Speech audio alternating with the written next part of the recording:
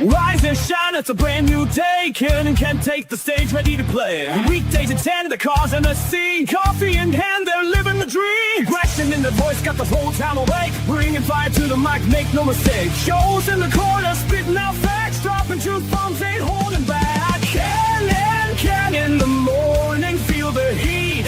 From 10 a.m. CST, can take a seat. We live and loud, that break in the mind.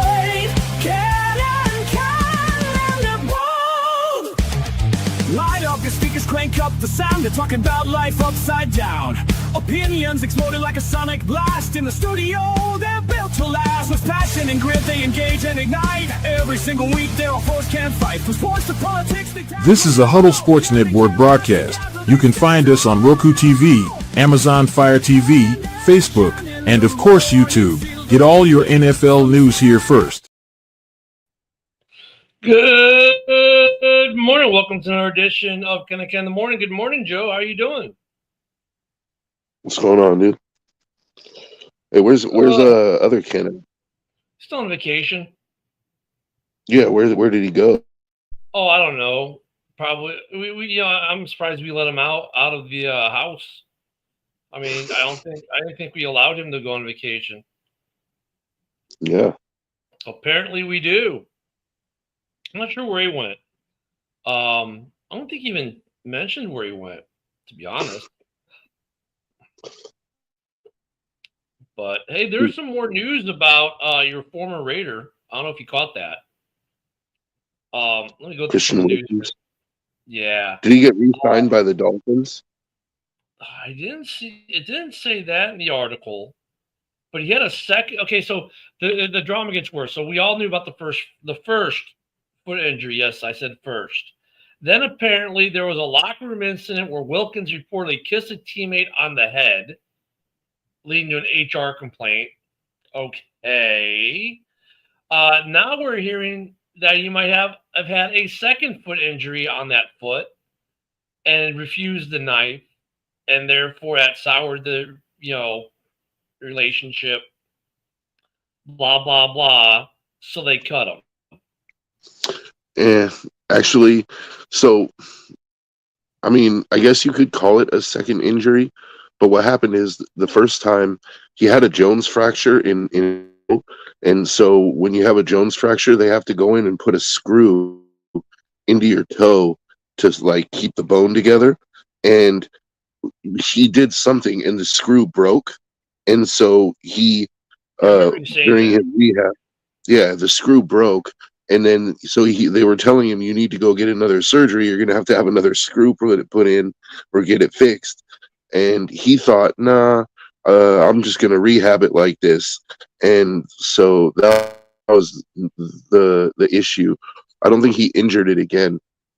He just, I mean, technically he did injure it again because the screw broke. But I don't know for the screw to break. But the second thing is, these are NFL players, man. Like, you're telling me with all the grab ass that goes on in that locker room that he kissed some guy on the forehead and the dude went to HR? Yeah. No, I'm thinking it was a little more serious. It was a little more serious than that, Good morning. And then again, you look at how some people are getting so upset about the Sydney Sweeney American Eagle commercial because, my God, a hot girl wearing jeans is so terrible. Who knows in this world these days? I mean, people complain about the stupidest things. I mean, Cam was on the phone with me yesterday complaining that there wasn't enough sun in the Valley of the Sun, and he was going to boycott, something. I don't know. He was being Cam. No, he wasn't. But I mean, that's how we are though in this country now. It's like, oh, you kissed me in the forehead with all the grab ass going on. Now I don't like you, so I'm gonna weaponize and go to HR and like. No, it was a lot worse than that. I don't know, like, I don't know what exactly happened, but there's a lot of speculation. It will come out when the grievances get aired out and the filing and everything, and it's just like. Oh. Yeah, it hasn't come out yet because Schefter, like, is being the speculation is that Schefter is being sort of doing a favor for Christian Wilkins' agent and putting putting out a narrative that's favorable to Christian Wilkins so that he can get another contract before what really happened comes out. Florio was talking about this. Florio and Chris Sims were talking about this yesterday, but both Florio and Chris Sims did go on the record and say that they've heard the rumors and that it's a lot worse than a kiss on the forehead. I think Christian Wilkins is probably gay, and he probably like made a pass at a player, and it's like it just makes sense that the dude was offended. It's like, hey, that's unprofessional. Like, what you do on your time is your time. And the reason I say that is because Adam Butler, another one of our defensive tackles, they interviewed him at camp yesterday, and they asked him about the Christian Wilkins situation, and he wouldn't come out and say what happened with Wilkins, but he was like, look, man, whatever your issue is, that's your issue, man. Like, if you need to see somebody, if you need to see a therapist or something, go do that. Like, you know what I mean? And it helped to quash any of the rumors. Let's just put it that way. Oh, yeah. So, I think that's actually what happened, dude.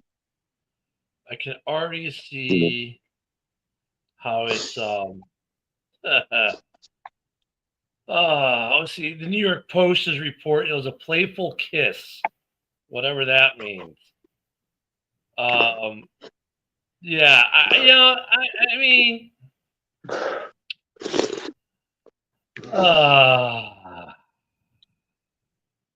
wasn't.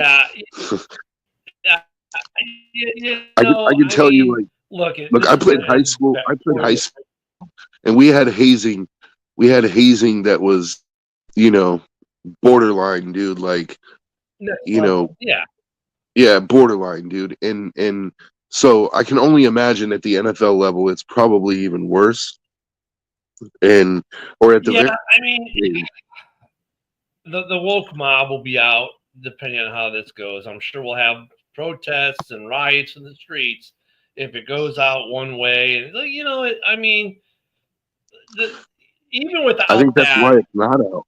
I think that's why it's not out, Ken. I think the Raiders are not releasing the information on purpose because they they don't want it to seem like little protest bunnies will come out when really the big issue isn't whatever he did in the locker room. That was just like the straw that broke the back. It wasn't the reason the back was broken per se. It was like that last piece of pressure point, because here you got a guy who can't rehab properly, refuses to get his foot fixed, and then he's going to create, it doesn't matter what the situation was in the locker room. Just the fact that another teammate supposedly went to HR is like, you know what, dude, now you're creating issues in my locker room and you won't even rehab, and if he really would have rehabbed, like, let's say he rehabbed, did the surgery, he could have done whatever he did, and they would have been like, shut the hell up, dude, go play football. But because they have this other situation, it's like, you know what? If you're not going to heal, normally we put up with the grab ass and stuff. But if you're not going to do it where you're being told to do, to be on the field to make all this money, we don't need you. We're just going to void the contract. It seems like it's not the reason, but the excuse, I guess, is what I'm trying to say. So Florio and Sims were talking about this as well last night. When you have a form, you have to fill out a form to waive or to void a guy's contract, and on that form, 3 things, and I don't remember all 3 things, but injury is one of them. 3 things where the money is still guaranteed, like it's injury, something else, and something else, like performance, I think. Right, this would violate. This would be excuse to violate, or he violated the protections, so to speak, because of what he did. Team conduct code. Right, so it's the excuse. It's the excuse where the bigger reasons probably more the injury, but hey, they can use, because And 9 times out of 10, they probably wouldn't have done shit about it if he's healthy. But let's be honest, it technically he probably broke a rule, so they used the technicality to get out of the contract. And you know what? That's business, baby. I mean, and yeah, it's more than just broke. Like right. he the odds are that he, I mean, if you're perving on somebody at work, like, you you open yourself up to lawsuits, dude. Like, well, like the NFL will put up with a lot of bullshit and hazing with these players because, well, their talent level is so high and they're expensive. And so they'll put up with a certain level of bullshit when you're performing. But Christian Wilkins right now seems to be the epitome of, we'll put up with your bullshit while you're worth it. But once you're not worth it, you're gone. And obviously to the Raiders, he's not worth his bullshit anymore. So they cut him, and he gave them the technicality in which to do it. So, I mean he got paid $55 million for 5 games, dude. Yeah. Yeah. So, I mean, he more than he should have to complain about the Raiders. Mitch, to go to Mitch's questions, where is Ken the Packers fan? You can't be taking days off. He needs all the practice possible to get used to being in the basement. He may have gone to a basement on vacation. We're not really sure. I can't remember where he went. And then Mitch goes on to say the WNBA is starting to test players to make sure they're women who want to be paid what they're worth, even though if they did that, they'd owe the NBA money. So that's going to die quick. They're about 3 years too late on that movement. And then we got the whole Christian Wilkins issue, which is going to be interesting. But you know what? He's not even the big defensive news today. Nope, Trey Hendrickson is, believe it or not. Trey Hendrickson, maybe he watches our show because like when he started the holdout, I said, dude, you're doing it wrong. Go look at what Roquan Smith did with the Bears a couple years ago. And that's what Trey Hendrickson is, in fact, doing. Is now not a holdout. He has transitioned. Yeah, he's a transitioner. He transitioned to a hold-in, which was a smart move on his part to go to a hold-in versus a holdout. It's an act of good faith in negotiating. Yeah. Well, yeah, and supposedly they're still not anywhere close, but he's like, okay, he won't. He's doing what Roquan did. Be there, be a part of the team, be in meetings, don't participate in practice. So but be a part of meetings. And then when he does, so when he gets back, he's not way behind the power curve too. Brian Silver says, I think the Lions will start to see why McVay got rid of Goff. We can get to that one in a minute. But yeah, I mean, him showing up kind of does say things. And then conversely, the other big contract out there, Micah Parsons, the Cowboys, who just extended their tight end for no apparent reason. I guess their contract negotiations are going backwards. So I'm wondering, and Jones and Parsons are going back and forth in the media over I mean, at what point is Micah Parsons going to be like, I've been a great teammate, I've been a great employee, I've deferred to you, I was, hey, I was happy to play on a tag and so you could sign other guys. And you said you'd take care of me and you haven't. At what point is Micah Parsons like, I'm just done with Dallas? I think that point is already here. And I think that there's a good chance that they probably tag him for the second straight year and next year he's gone.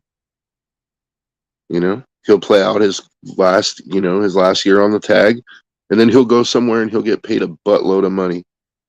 I don't even know if he plays. At this point, I don't even know if he plays this year.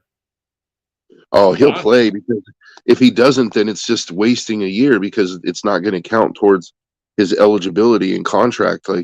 So he has to play. He'll, and the tag. I mean, the second year tag, he's going to get paid handsomely for this year. Because the first year tag is already, it's like an average of the top 5 salaries, but the second year tag tacks something else onto that even. What can you look it up real quick? See what his potential salary would be on a second franchise tag. It's got to be in the 30s. No, that's a good question. Hold on, let me see. Let me see if I can do it this way. Micah Parsons franchise tag. Let's see if it'll come up that way. Okay, Micah Parsons franchise tag in 2016 visibly productive.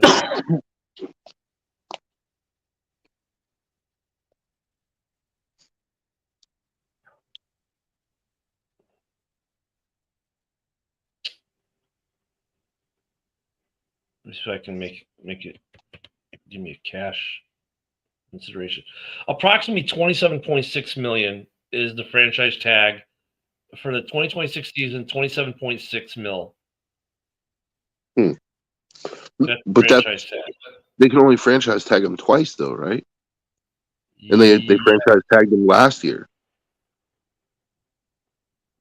So maybe instead Google defense second franchise tag for defensive end 2025. No, they're saying that for him specifically, his tag would be 27.6 mil next year for the 26 season.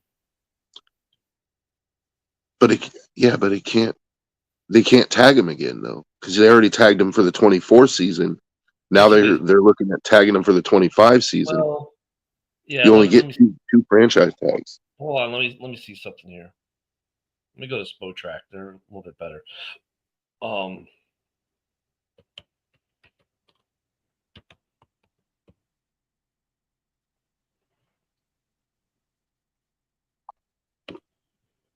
on, Spotrac. Do this.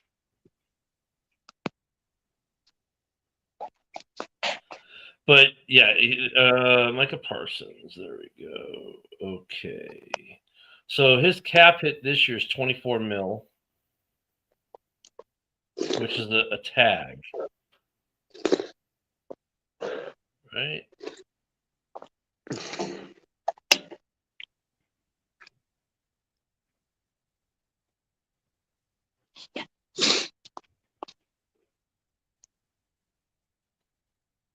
So this here,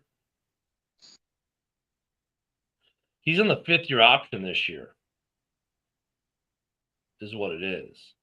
No, that can't be it.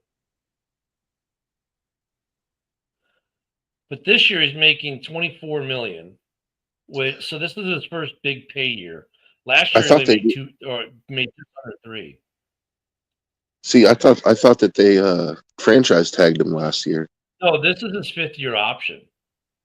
His 5th-year option was 24, so next year would be his first franchise tag. See, so the Cowboys have 2 years that they could franchise tag him. No, they can't tag him, but every time they tag him, like if they tag him a second time though, Cam, it's like a significant bump. Like they've made it where yes, you can tag these guys for 2 years, but the second one is so high. Let me see if I can second franchise tag numbers. It gets I don't know if they're giving me the exact numbers, but it goes up by percentage. So it's like, okay, when a player receives a second franchise tag, they receive a 120% increase of their previous franchise tag salary or current season's tag number.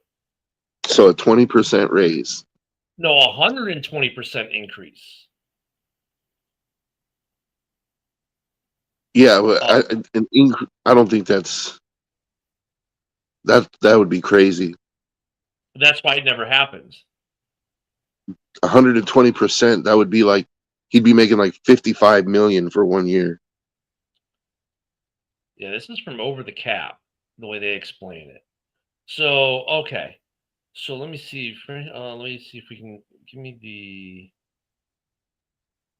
So right now, defensive end franchise tag would be this year would have been $22 million for this year for a first tag.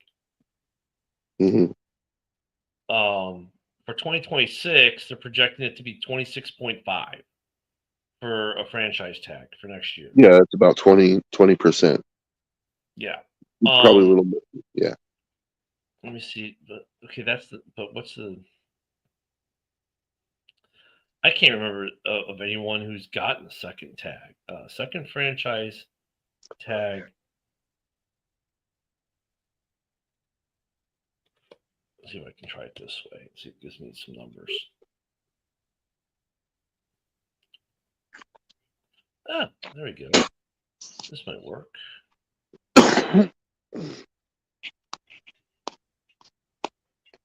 I don't think it gives me second cap because it's got that weird, such a weird. None of them give me a second tag cap. It's weird. They only give me the one because it never happens. That's the problem. Mm-hmm. Well, at this point, I think Micah is going to request a trade.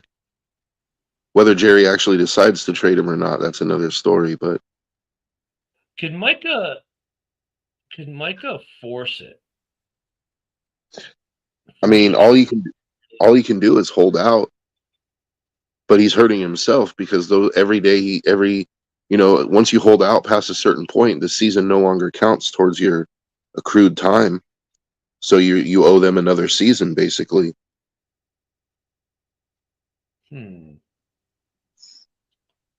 But I mean, if his agent makes it clear that he's serious, like, I'm not coming back, you can go ahead and trade me, or I can sit on the bench, like, or sit at home and watch the games on TV. Then I think the Cowboys will move him. It's gonna definitely damage his trade value to the Cowboys, because already, like, Micah Parsons, he's a great, he's probably top 3 at his position, but the problem is whoever signs him is going to already have to pay him a massive contract, so that's going to cut into the trade value. Then he's disgruntled. That's going to cut further into the trade value. So, like, where you might have been before, you might have been looking at potentially like 2 first-round picks for him, or possibly even more. Now, I don't know. Like, like you might be able to get him for one. You might be able to get him for 1 first-round pick. Yeah, this whole thing with Micah Parsons is getting, like, ugly in Dallas. And look, in this case, I'm on the side of Micah Parsons 100%, because not only, I mean, he's producing, that doesn't hurt, but, like, this is the guy who, when everyone else is getting paid and they're like, we need to pay this guy, said, hey, take care of my teammates first, right? Build the team and take care of me. And now it's time to take care of him. And they're like, well, maybe, so yeah. I'm like, look, I'm all over, like, I think he should get that paycheck. Or request a trade. Or request a trade and get sent somewhere where they're going to actually pay him. Yeah, he acted in good faith last year, because last year they needed to pay CeeDee Lamb. And, they were supposed to pay Micah, and he was like, no, go ahead and pay CeeDee, and I'll play I'll play it out, and next year we can work on my contract. And then when it came time for his contract, and the thing that really doesn't bode well for the Cowboys is, like, Jerry went and handed Dak $60 million a year, and what has Dak shown? Like, come on. It's like, I get he's a great regular season quarterback. That's fantastic. But I guess if you want to be like regular season champions, but he gave Dak $60 million. Yeah. And, like, come on, pay Micah. And now you don't want to pay. Now you don't want to pay one of the premier stars on your team who actually comes to work and produces every game. Like, and it's not like you don't have. Let me see. Let me check their cap space. I mean, this year it's not going to affect your cap this year, the extension. It's going to affect it for next year, right? So if we look at the Cowboys and their cap space right now, for this year, they have $31 million in cap space currently. Next year, they only have $4 million. They got to figure that. Well, they got to figure something out. But they got some guys that can restructure, maybe. Jesus, you know what Dak Prescott's cap number next year is? Probably like 80. Oh, close, $74 million.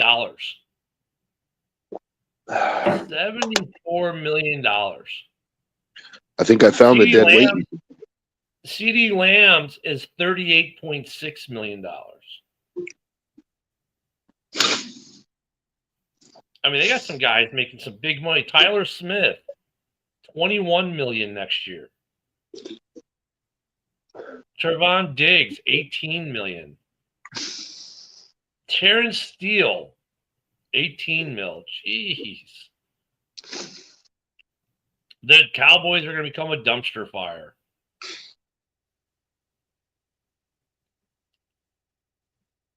Oh, geez. Here comes the hate. I'll never be on Parsons' side. Nothing but a loudmouth. You can't back it up.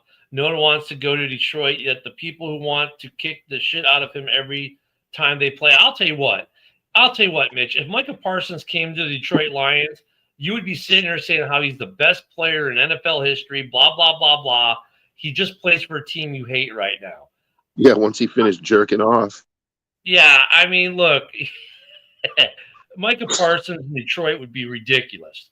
He'd be ridiculous almost anywhere he goes. That whole situation. And look, they're not the only team that's becoming a circus act, because the Cleveland Browns, you want to talk about a circus act, they are, quote unquote, cautiously optimistic that Quinshon Judkins will actually play for the Browns this year. Remember the rookie who's now got arrested for domestic violence? They're saying, well, they think he might be able to play this year. It's like, there's another team that's a dumpster fire of a team.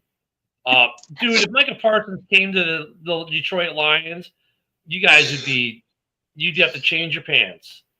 Mitch would already have his jersey. Yeah. And if he says no, he's lying. Because anybody any team in the NFL would like to have Micah Parsons. Dude, I don't care how much trash he talked when he played for another team, but if he came to your team, trust me, the whole song and dance would change. Yeah, in fact, I'm like highly encouraging Micah to request a trade, because the Raiders just got back like 30, 40 million, like, bro, there's a spot for you in Vegas right next to Max Crosby, dude. Like, could you imagine that defensive line? Oh my God. If you had Max and Micah, dude. All of a sudden, we're not talking about, well, I think the Raiders will win 7 games this year. We're not talking about that anymore. I am surprised, going back to this thing with Quinshon Judkins. I mean, he hasn't, it's a domestic thing. I'm surprised the NFL hasn't given him some kind of discipline from the league yet. Because we've seen in the past with domestic violence, they don't care about what the civilian courts are going to do. They'll act immediately, and they haven't acted yet. Well, I think they learned their lesson with Ray Rice, because they punished him, and then like he was honest about it, and then they punished him, and then when the video came out, they tried to like ban him, and it's like, but I already told you all the details, and he won his appeal, and he got to come back. So I think they're waiting for the investigation to be complete and see if charges are going to be filed, and then they'll probably deal with it. If charges are filed, they'll probably suspend him. But at this point, the fact that charges haven't been filed kind of tends to make me believe that there's not much going on that case. Like, generally with domestics, it's kind of an open shut thing, dude. Like, you can find out pretty quick if he hit her or not, there's usually evidence, one way or the other. So the longer it takes to file charges, the better it is for Quinshon Judkins, Yeah. And going back to Micah Parsons, I don't know if you can see Mitch's comment there. Okay, I got it. You're not a typical Lions fan, but dude, even you would warm up to him after a couple games in Honolulu Blue, and he put up some big numbers for you. I think he might change your mind. I get it, though. You don't like him right now. He's a Cowboy. I get it. I'm with you there, Mitch. I understand. But I'll tell you what, he puts on your team's uniform and starts producing, and if he can help deliver you guys the Super Bowl, I think you change your tune. Speaking of guys getting paid, so Scary Terry reports to camp, and then he goes to the PUP list with an ankle injury. So maybe he's using the injury to avoid practicing while negotiating. Maybe it's a tactic. But dude, it's hard to be that 30-year-old club to get that 30 million annual. You know, I'm wondering where they're likely with that, or where they're at with that. I mean, he came back to camp, but they got to get something done in Washington with him. I don't know if they want to. I don't know if they want to. Like, if I feel like if they wanted to, they would have got something done already. I think they're probably close as just guarantees, to be honest with you, because normally that's what it is at this point. I don't think the money's the issue. I think he's worth the money, right? And we haven't heard them say anything like that. It's usually it's usually the guarantees or the amount of time. Yeah, I mean, he's close. I mean, look, I think I think he's more of an exception to the rule, right? I mean, Mm-hmm. the dude, someone's knocking at my door outside. I think the dude, like, is worth the money. I understand the hesitation. I think it might be what's holding him up is guarantees and length.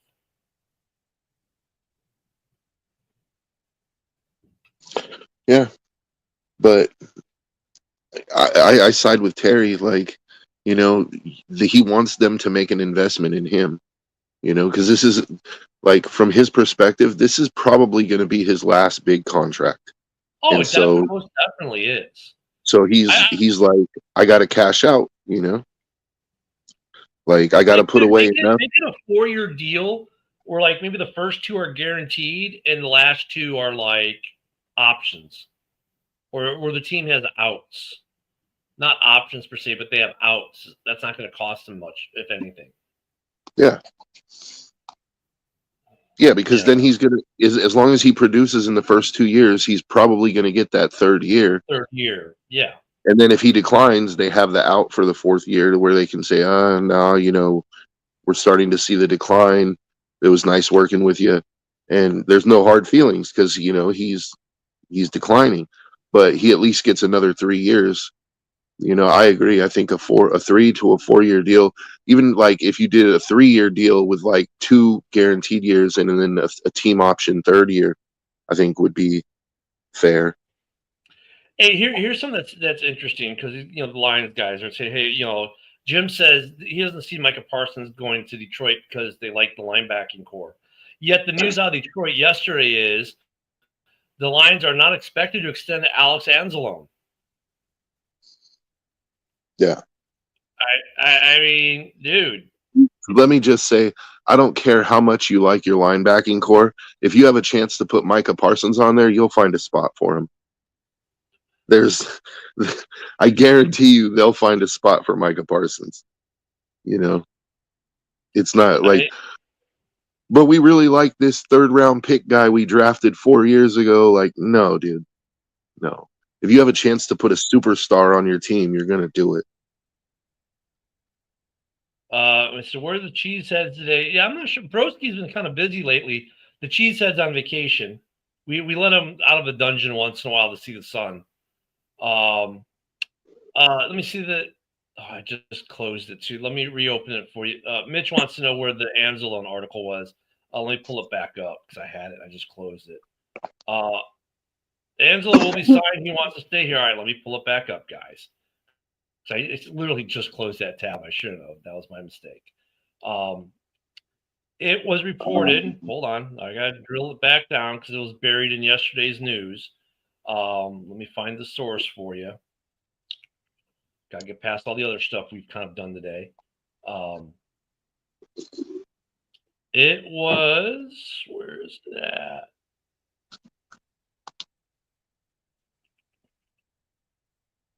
There you go. That came from NFL Network. Mike Garofalo reported it.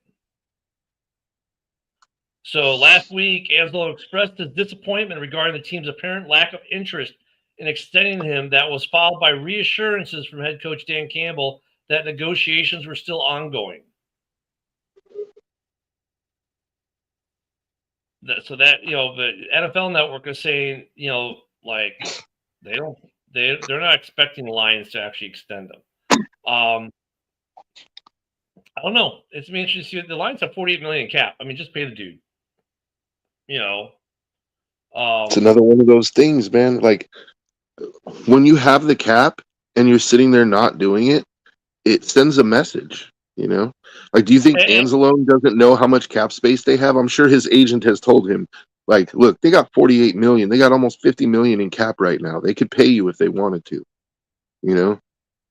Well, and they're saying that, look, they have cap this year, but next year they got a hefty bill. So if Anzalone wants to finish his career in Detroit, he's going to have to take a below market deal, which, sorry, that's not going to happen. I mean, it could happen, but odds are it's not.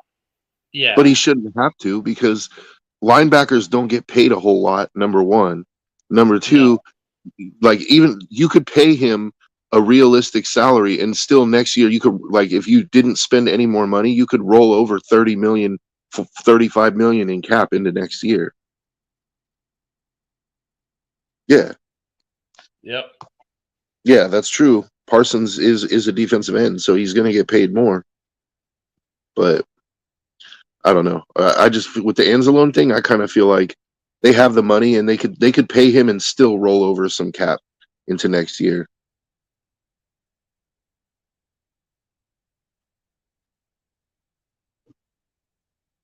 The article Jim was from yesterday. Yep, football is here, Josh. Thank God. Wow, a bunch of comments just flooded in. So let me catch up here.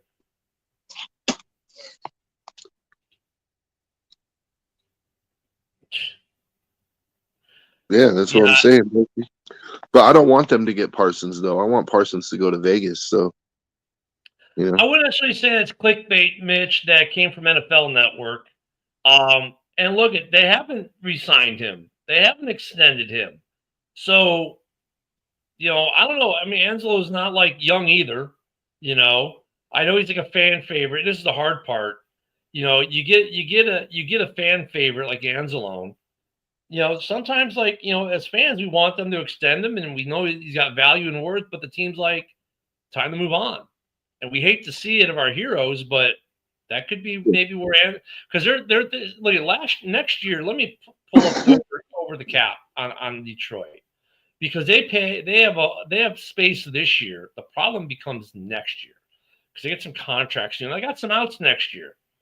So right now they have 48 million. Next year they're negative 43 million as of today. But then again, you got Goff is 69.6 million next year. Taylor Decker is 21 million. St. Brown is 33 million. Aiden Hutchinson is almost 20 million. Sewell is 28 million. McNeil is almost 29 million. JMO is 15.5 million. Jahmyr Gibbs seems cheap at 5.6. DJ Reed is 18 million. And here's a problem with most of those guys. Jared Goff, if he's a you cut him pre-June 1st, 98 million in dead cap, 29 million in the hole. You don't get cap relief. Taylor Decker, you can cut pre-June 1st, pick up 9 million of dead cap and save almost 12 million. If you cut St. Brown, which you're not going to do, you go 11 million in the hole. If you cut Hutch, you save nothing. If you cut Reeder, you save nothing. If you cut Sewell, you go 20 million in the hole. Those are the big contracts. If you cut McNeil, you go 8 million in the hole. If you cut DJ Reed, you go 9 million in the hole. Kirby Joseph is going to get Kirby Joseph, his cap number is 5 mil, but if you cut him, you go 13 million in the hole. If you go post June 1st, I doubt. Post June 1st is different. Post June 1st is Jared Goff. You save no money, but you take a $70 million dead cap hit. You can save $18 million on Taylor Decker if you cut him post June 1st. Hutch, if you cut him, you had nothing. You saved nothing. I mean, where are they going to get the cap money next year? That's why Anzalone's not getting the deal. That's the real deal there. I mean, that's probably it.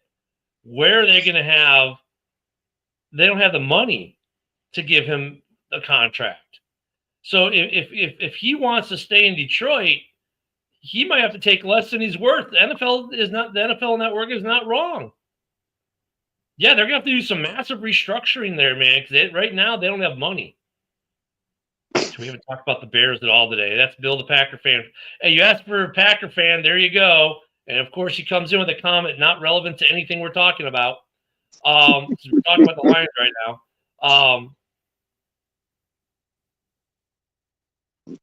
We like talking about whatever is relevant at the time. Yeah, dude. Anzalone is a relevant story right now. It's an NFL. And we're just talking about the Lions cap, because the Lions cap situation right now is pretty fucked if you think about it. I mean, yeah, they're gonna have to restructure Goff. They're gonna have to restructure St. Brown, Sewell. I mean, they're gonna have to do some restructuring. I mean, you're negative $43 million cap right now. You're about to be in cap hell. I mean, and they got 48 guys signed to the active roster for next year. So, that number changes. Some guys get cut. Some of these guys in the back end get cut. You'll save $1 million here, $1 million there, but then you got to replace them with another guy that costs $1 million. Because you got to, you figure minimum, you need $53 million is 53 people at $1 million per. That's like the cheapest contract right now is like $1 million for next year, right? So for every $1 million guy you cut, you're just gonna get $1 million guy back. You have to do something with Goff, St. Brown, some of these big contracts. That's why Anzalone isn't getting paid right now. It's not that the Lions are relevant. It's that Anzalone ended up in the news about his contract. And that's relevant. And now we're digging deeper into why is Anzalone not getting paid for a guy that we know you Lions fans love so much and does put up good numbers and is a solid player. Why aren't the Lions extending him? Well, now we know why. Money. They got to figure out where it's coming from. So actually, I agree. I don't see them extending Anzalone at all right now. He's gonna have to wait till the season's over, and I don't think he'll hit free agency. Remember, they got some wiggle room time, right, before free agency starts at the end of the year. I think they have to restructure some guys. They have to make some money, free up some money here because this year, yeah, they got money. Next year, they're broke. I mean, think about it, dude. This year they have $48 million in cap space. Next year they're negative $43 million. That's a complete 180 almost. Yeah. But if they were to not spend another dime this season, they could roll over that $48 million into next year. So that would really soften the blow as far as the cap issue next year. But dude. Oh, yeah. As the QB market goes up, man, Goff's contract will seem cheap in about 3 years. Yeah, Anzalone is not young either. I think it's not. I think it's more of the team needing to figure out a way to get him paid versus them wanting to get him paid. I think they want Anzalone there. The fans want it. The team wants it. He wants it. Oh, you don't mean price. Okay, he's talking play-wise. Yeah, I don't know. Oh, geez. Hey, Joe. Bill the Packer fan wants you to see this topic that we talked about 40 minutes ago. Yeah, we already talked about that. He did more than that, I'm sure. Like, none of these NFL players are going to run to HR for a kiss on the forehead. They're grab assing and grabbing, tapping nut sacks in the locker room. Like, this was a little bit more than that. Yeah, I think that, Broski notes that Anzalone will be 31 September. I don't think that's prohibitive. I don't think he's getting like $30 million a year. I think he gets 8, 9, maybe $10 million a year. The problem for Detroit right now is where do we where do we get the money? Like, how are we figuring out the money piece for Anzalone next year? I think that there's mutual want. It's just now, how do they get there? I think that's going to be more of the issue for Anzalone. This year, he's making this base of 6, his cap at 7.2. His market value is probably, well, his valuation is actually, I mean, his market valuation is like 3.6. So, I mean, he's doing good. Historically, I mean, the dude has made $20 million playing in the NFL. That's it. Wow.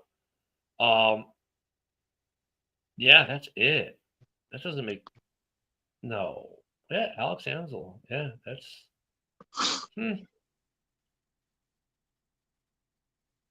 Yeah, God. He just, I don't know. He definitely next year's a void deal year from the. I think the Lions sign him though. I just think it's going to take this just Stafford declines, or is he going to be good? Like, yeah, Stafford, man, I don't think that guy. Yeah, he's if he stays healthy, Stafford will be good. But back to Anzalone, I think it's just. I think there's a mutual want there. I just think they need to figure out how they're going to get there, and I think that maybe they have to restructure some stuff. And look, this is the time of year they do that. Do they restructure? So, do you think like they would restructure Goff now? Yeah, I mean, why not? Why wait until next year?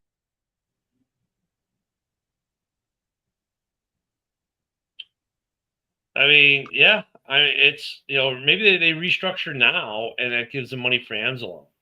But yeah, he's still practicing. He's not holding out or anything. That's good news for Detroit.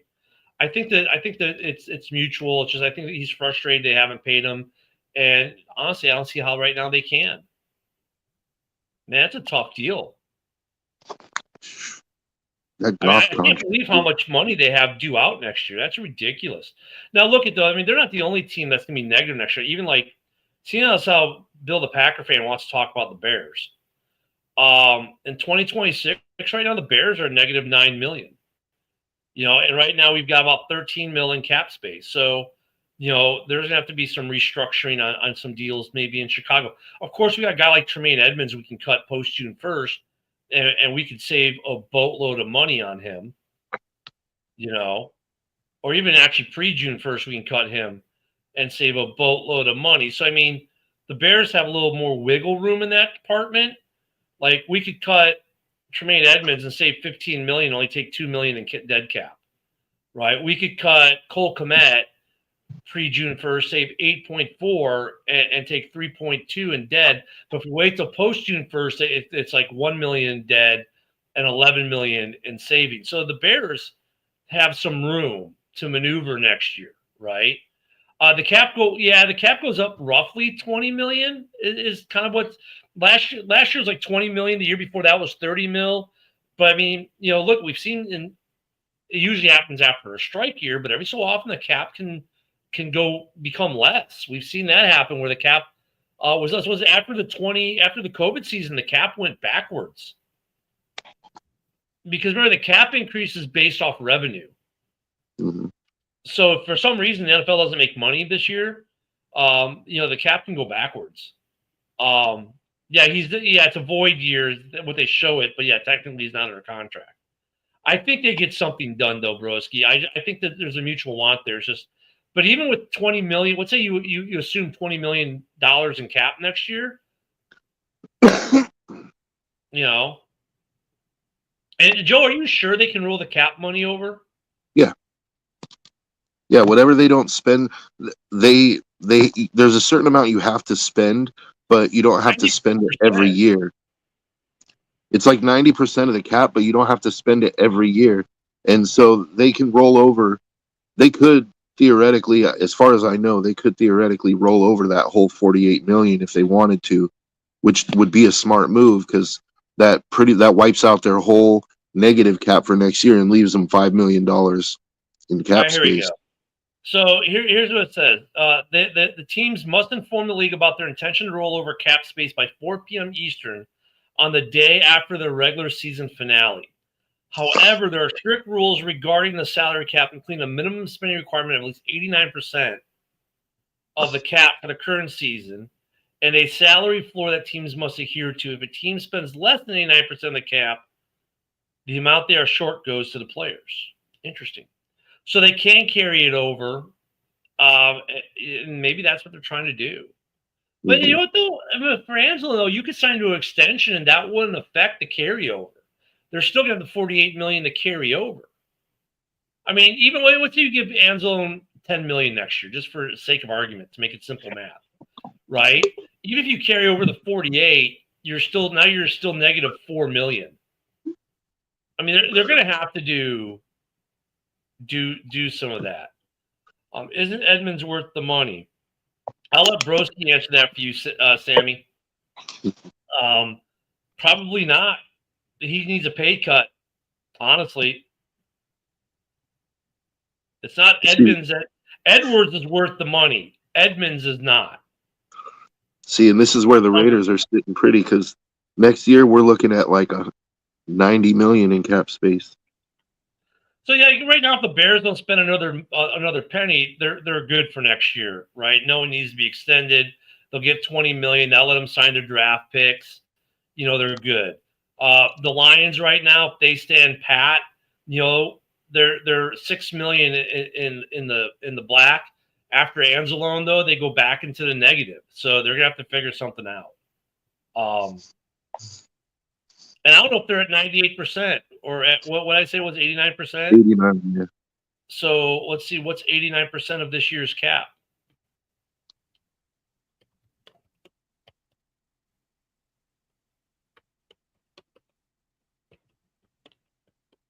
I mean, are they even? I mean, are they even hitting that right now? Of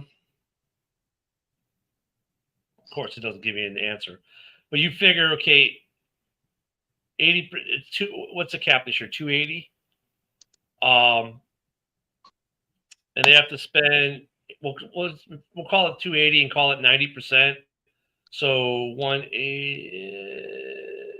Let's see. I mean, they're close. They're very close to that 89%. Very, very close. So they probably have to, you know, and they probably will still spend some money. And they got 91 on their active roster, so something will happen. But yeah, they'll carry over. I bet their goal is to carry over the max it can carry over next year, and that makes sense. Mm-hmm.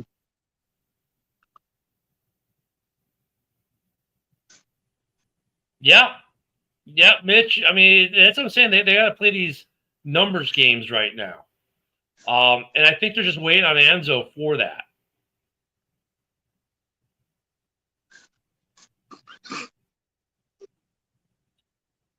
Yeah, that contract wasn't all that.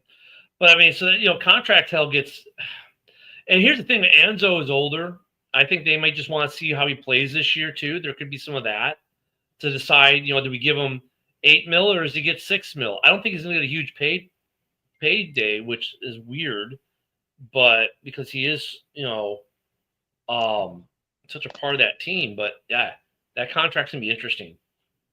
Brad is actually, you know who the master of the numbers is Quezzy. Quezzy is like the guru up there in Minnesota, man. That guy does stuff with the cap. I don't know who Quezzy has working for him, but the Lions need to tap into that. I think Anzo gets signed. I just think it's a matter of time. And yeah, he's frustrated. Now that frustration's made it to the media.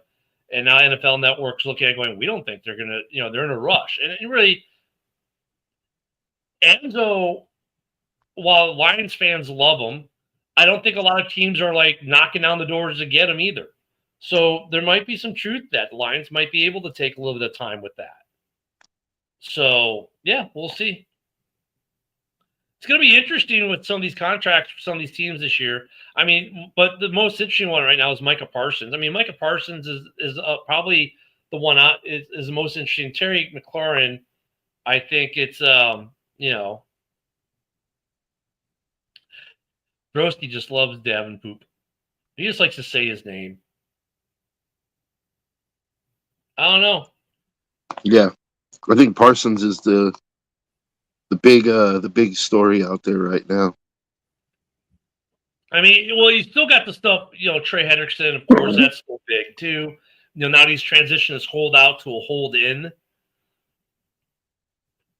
Yeah.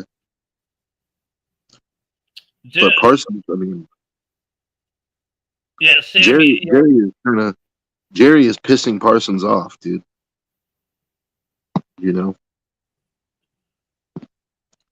That's not good. You never want to piss off your star players. And Sammy's like, these contracts. I mean, we were talking about ticket prices, and we wonder why they're so high. Yeah, I mean, the market is ridiculous for some position groups right now. Sammy, I agree. It is somewhat ridiculous, but see, there's a good comment from Jim. I mean, I think the Lions might wait and see. But going to Sammy's comment, I mean, look at why do you think Bears tickets and football tickets in general are so expensive? Because the cap goes up by 20 mil every year. And some of these contracts, 30, 40 million on average for a wide receiver or defensive end, or, I mean, yeah, they get kind of ridiculous. I mean, we saw the running back contracts take a massive dip a couple years ago, right? That's when Saquon got all mad. I think it's coming. I think there's going to be a reset for some of these position groups at some point, because the money is getting stupidly high on these contracts. And now you got guys who, like 2 or 3 years ago, you give that guy 10 million, maybe give him 2, and now you're giving him 12. So your secondary will be fantastic. We'll see. I think the contracts are getting a little out of control, though. I agree with Sammy. But it's not something that's going to change for the better. No, I think it's going to, as far as, well, I guess it depends on what you define better as, brother. I mean, for me, it's like, I think there's going to have to be a reset where some of these guys, they're just not going to pay them, kind of like what they did to running backs. Yeah, maybe. I mean, it's inevitable. Markets get reset, but I don't know. Like, it's just the way the snowball is rolling, How tenable is the current contract situation across the NFL? I don't think it's sustainable. Can they keep paying quarterbacks this kind of money? No, because then receivers are going to, we're already at $40 million wide receivers. That's going to make a $70 million quarterback the next big quarterback contract to come up. It's going to be $70 million a year. The numbers that are being thrown about, if Caleb is the next guy, the numbers people are throwing out for his first contract, post rookie contract, are ridiculous. They're talking that's going to be $1 billion contract. What? Caleb Williams, when he extends, especially if they win a Super Bowl or something during the next 4 years during his rookie deal, they're talking he's going to be $1 billion contract. I think that's high. I do too, but are we talking about like a 10-year contract or something? Yeah, they're talking a lengthy amount of years, but they're talking talking like $100 million a year type of thing. That's insane. That's insane for anybody. But that's what the numbers are projecting, though. If you think about 4 years from now, we're going up about $10 million a year on these quarterbacks. Yeah, that's crazy. Well, hey guys, thanks for being with Joe and I this morning. Don't forget tonight we have Halas Hall at 7 p.m. Central, 8 on the East. I think are you guys taking the day off for the? Yeah, I haven't heard from Ken, so I'm guessing we are. So there'll be no afternoon MMA show while Ken's on vacation. Halas Hall will be on tonight, and then we got JB's roundtable discussion right after Halas Hall. And don't forget, in about 10 seconds following us, we have Nothing But Lions Talk with JB in the morning. So thanks, guys, for being with us today. Everyone go out and enjoy some of that summertime weather, go hit the pool, go hit the beach, whatever. Get out of work if you can. We'll see y'all tomorrow. Peace.